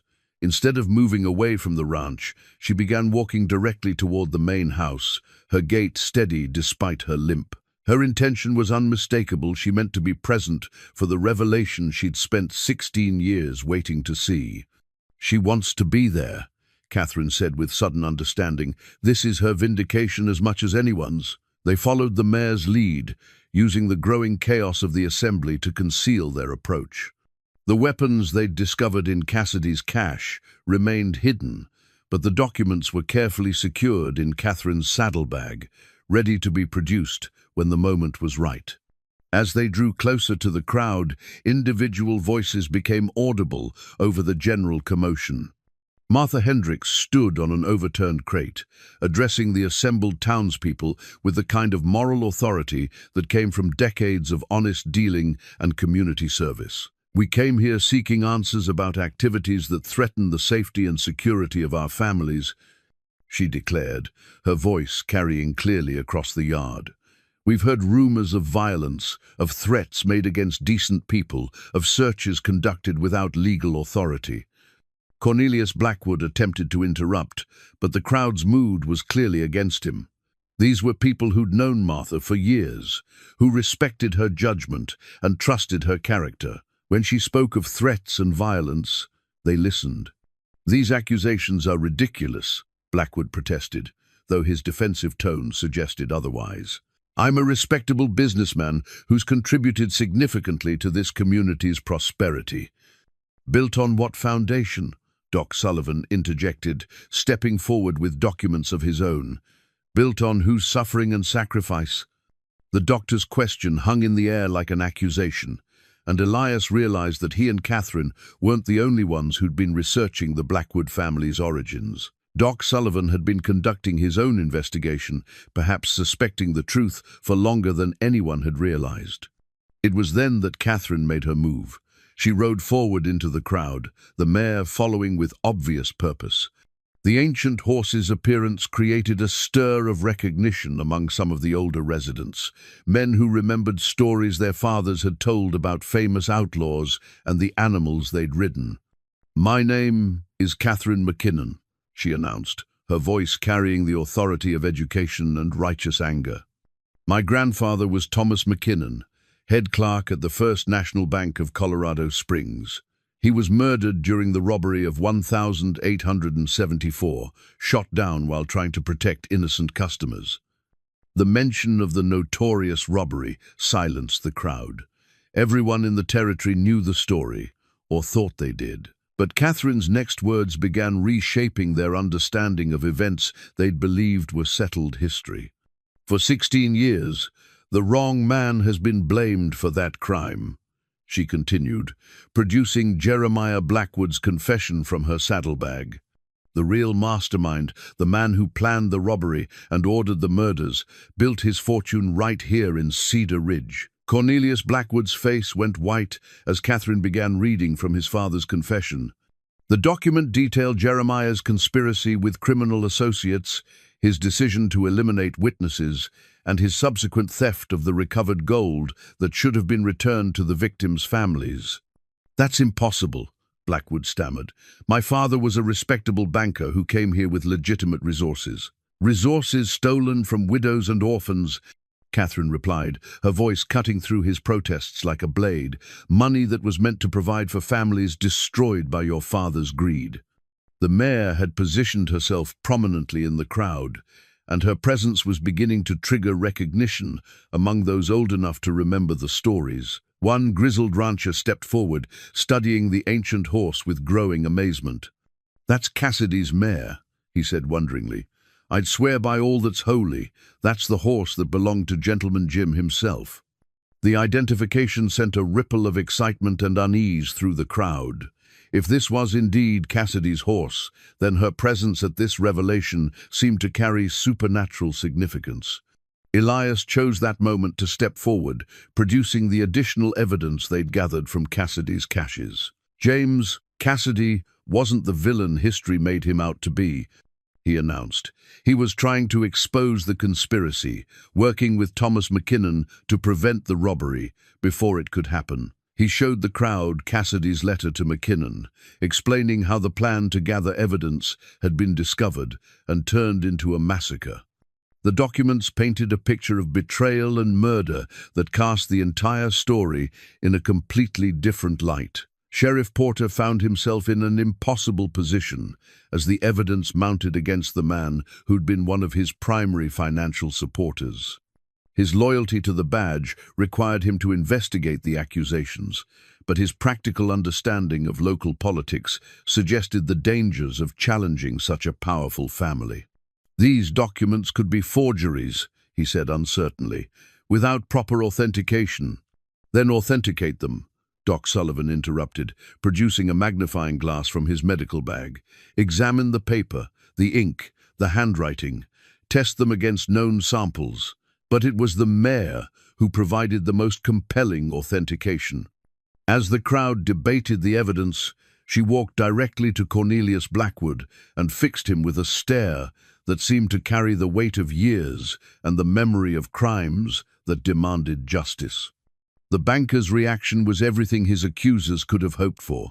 His face went pale, then flushed red with anger and fear. He stepped backward involuntarily, as if the horse's presence carried some threat he understood, but couldn't articulate. "Get that animal away from me," he demanded, his voice cracking with strain. "Why?" Martha Hendricks asked pointedly. "What are you afraid of?" The question hung in the air as the crowd waited for an answer that never came. Instead, Blackwood turned to his men, clearly preparing to end the confrontation through force if necessary. "Clear this rabble off my property," he ordered. "Use whatever means necessary." But his gunfighters hesitated, clearly uncomfortable with the idea of using violence against women, elderly citizens, and a crowd that included the town's doctor and most respected merchant. The moral weight of the evidence being presented was affecting even hired guns who'd thought themselves immune to such considerations. It was in that moment of uncertainty that the mayor made her final, decisive contribution to the confrontation. She walked to the exact spot where Jeremiah Blackwood's confession indicated the original homestead had stood, the place where the family's criminal empire had begun, with blood money and murdered dreams. There, with the entire crowd watching, she began pouring at the ground with her good front foot, scraping away earth and debris to reveal what appeared to be additional evidence buried beneath the very foundation of the Blackwood Ranch. What the mayor's pouring revealed silenced even Cornelius Blackwood's protests. Buried beneath the ranch's foundation stones was a leather satchel that had been carefully wrapped and hidden for decades.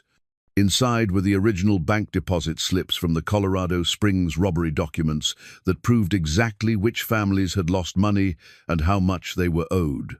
Catherine knelt beside the excavation, her hands trembling as she examined papers that contained her grandfather's careful notations. Each slip represented a family destroyed, a future stolen, a life altered by the greed of men who'd valued gold more than human dignity. "Here," she said, her voice thick with emotion as she held up a deposit slip. "Mrs. Elizabeth Hartwell Widow's Pension Fund, 847. Mr. James Morrison Orphanage Construction Fund, 1, 200. Mrs. Sarah McKinnon Family Savings Account, 340. The last name sent a shock through the crowd. Sarah McKinnon, Elias's late wife, whose family connection to the robbery was now revealed with heartbreaking clarity. She'd lived her entire life, haunted by shadows she couldn't understand. The granddaughter of a man murdered for trying to protect money meant for families like her own. Doc Sullivan took the deposit slips, examining them with the methodical attention that had made him a trusted physician. "These are genuine," he announced. "The paper, the ink, the bank's official seal, everything authenticates. This is proof of who the real victims were." The mayor had completed her final task. With obvious exhaustion, she moved to stand beside Elias, her muzzle touching his shoulder in a gesture that seemed both farewell and blessing. Her life's purpose was finally fulfilled. The truth had been revealed, the evidence preserved, and justice was within reach. Sheriff Porter found himself facing a moment that would define his integrity for the rest of his life. The evidence before him was overwhelming, but acting on it would mean challenging the most powerful family in the territory. His hand moved instinctively toward his badge, weighing duty against survival. "Cornelius Blackwood," he said finally, his voice carrying newfound authority, "you're under arrest for conspiracy to defraud the victims of the Colorado Springs bank robbery." Blackwood's reaction was immediate and desperate. "You can't arrest me based on ancient documents and the ravings of people seeking financial gain," he protested. "My family has contributed more to this territory than all of these people combined." "Contributed stolen money," Martha Hendricks replied firmly. "Built prosperity on the graves of innocent people." It was then that Blackwood made his fatal mistake. Seeing his world crumbling around him, he reached for the gun at his hip, clearly intending to fight his way out of the confrontation. But his movement was clumsy with panic, and Doc Sullivan was closer than he'd realized. The doctor's medical bag swung with surprising force, connected with Blackwood's wrist just as he cleared leather. The gun flew across the yard, landing harmlessly in the dirt, while Blackwood clutched his injured hand. "Violence was your grandfather's answer too," Doc said grimly. "It didn't serve him well in the end." Blackwood's men found themselves surrounded by an aroused community that had finally seen the truth about their supposed benefactor. These weren't hired gunfighters facing helpless victims. They were outnumbered professionals, confronting citizens who'd been pushed beyond endurance. One by one, they began surrendering their weapons to Sheriff Porter, recognizing that resistance would only compound the charges they were already facing. The moral weight of the evidence had shifted the balance of power completely. As the crowd processed the magnitude of what they'd witnessed, Catherine approached the mayor with documents that would change everything. She'd been examining the deposit slips more carefully, and what she'd discovered brought tears to her eyes. "There's more," she announced to the gathering. "The bank records show that some families were owed more than just their original deposits. With interest compounded over 16 years, the total amount stolen from the victims' families exceeds the value of everything the Blackwood family owns." The implications were staggering. Not only could justice be served, but the victims' descendants could be fully compensated for decades of poverty and hardship that should never have been endured. But it was the mare's condition that commanded Elias's immediate attention. The ancient horse was swaying on her feet, her breathing labored, and her eyes growing dim. The completion of her 16-year mission had taken the last of her supernatural strength. "Easy, girl," he whispered, supporting her weight as she began to sink toward the ground. "You did it. You finished what he started." The mare's eyes found his face one final time, and in them he saw not pain or fear, but satisfaction and peace. She'd carried her burden across impossible years, waiting for the right people to come together at the right moment. Now, with James Cassidy's name finally cleared and the truth exposed, she could rest. Doc Sullivan knelt beside them, his medical training automatically assessing the situation, even though he knew there was nothing he could do. "She's not suffering," he said gently. "She's just tired, more tired than any living thing should ever have to be." The crowd fell silent as they witnessed the passing of a creature who'd become legend in their own time. The mare's final breath was peaceful, her body settling gently onto the earth, as if she was simply lying down to sleep after a very long day. In the hush that followed, even Cornelius Blackwood's protests seemed insignificant. They'd witnessed something beyond normal experience, the completion of a mission that had transcended death itself, carried forward by loyalty that had lasted longer than human memory. Sheriff Porter cleared his throat, bringing focus back to practical matters. "There'll need to be a proper investigation," he announced. "Federal authorities will have to be notified about crimes that cross territorial boundaries." "And restitution," Catherine added firmly. "Every family named on these deposit slips, every descendant of the original victims needs to receive what's rightfully theirs." The process would take months, perhaps years, but the foundation for justice had finally been laid. The Blackwood Empire would be dismantled, its assets distributed to those who'd been wronged by its foundation of blood and theft. As the crowd began to disperse, carrying news that would transform the territory's understanding of its own history, Elias remained beside the mare's still form. She'd given him purpose when he'd thought his life was over, shown him that redemption was possible even when it seemed impossibly distant. Martha Hendricks approached, her eyes bright with tears and triumph. "She was waiting for you," she said softly. "All these years, she was waiting for someone who'd understand what needed to be done." Doc Sullivan joined them, his medical bag now serving as a pillow for the mare's head. "Some bonds transcend the ordinary world," he observed. "Some missions are too important to be stopped by death." As the sun began to set over the valley, where truth had finally emerged from decades of shadow, Elias understood that his own mission was just beginning. The gold would be returned to its rightful owners, but someone would need to tell the story, to ensure that the real heroes and villains of the Colorado Springs robbery were remembered correctly. James Cassidy and Thomas McKinnon had died, trying to prevent injustice. The mayor had spent 16 years ensuring their sacrifice wouldn't be forgotten. Now it fell to the living to honor their memory by building something better on the foundation of truth they'd finally been able to establish. In the gathering dusk, as the community of Cedar Ridge began to understand how completely their world had changed, the spirit of justice that had driven an impossible partnership between man and horse finally found its rest. 6 months after the mayor's passing, the memorial stone stood proud and weathered on the hill overlooking Cedar Ridge, carved from granite, quarried in the same mountains where James Cassidy had died 16 years before. The inscription was simple but profound. "In memory of Gentleman Jim Cassidy and his faithful mare, true servants of justice who never abandoned their mission to right the wrongs of the past." Elias Boone stood before the memorial in the early morning light, his hands holding a bouquet of wildflowers that Moses had helped him gather from the meadow where the mare used to graze. The old dog sat patiently beside him, understanding in the way that faithful animals do, that this was a moment for remembrance and reflection. The transformation of Cedar Ridge had been remarkable to witness.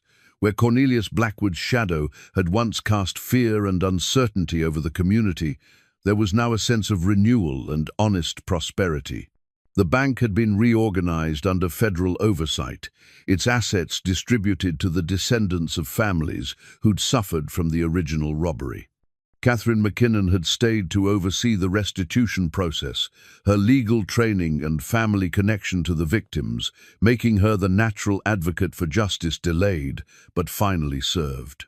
She'd purchased a small house on the outskirts of town, claiming she'd found peace in the place where her family's long quest for answers had finally been resolved.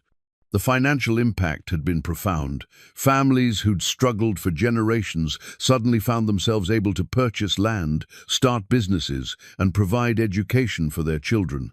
The money that should have supported widows and orphans 16 years ago was finally fulfilling its intended purpose, compounded by years of careful investment by those who'd unknowingly profited from its theft.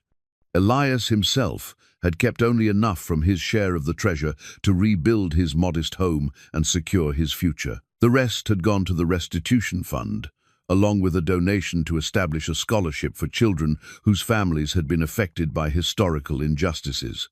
It seemed fitting that money born from tragedy should create opportunities for young people to build better futures. The mayor's legacy lived on in more ways than just the memorial.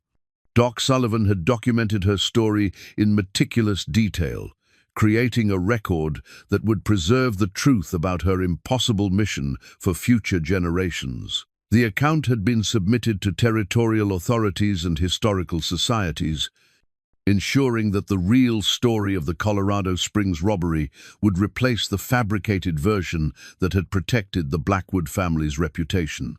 Martha Hendricks had emerged as the town's unofficial leader, her role in exposing the truth, having earned her respect that extended far beyond Cedar Ridge.